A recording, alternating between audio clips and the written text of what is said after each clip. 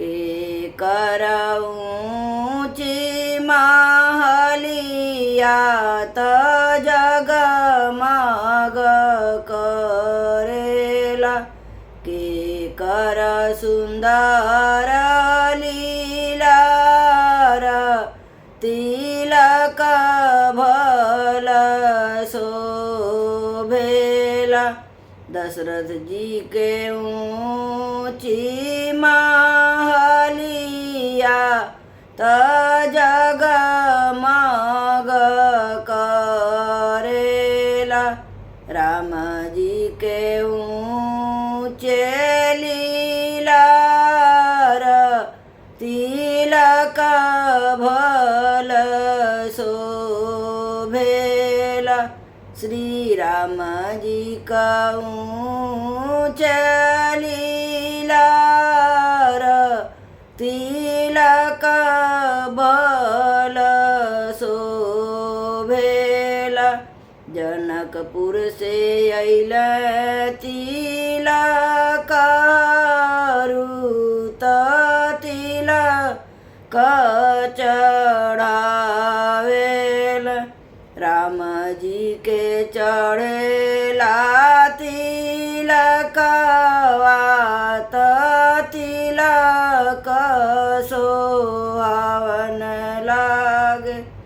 राम जी का चढ़ेला तिलकवा त तिलक सोहावन लागे।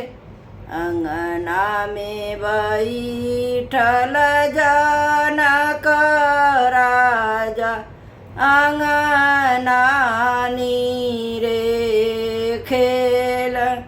दशरथ जी के आंगन बड़ा छोटा तनिको नाही लागेला।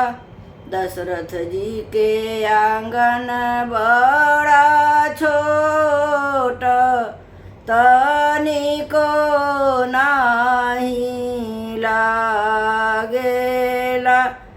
आसन पर बैठल राजा दशरथ त राम के नीरे खेली।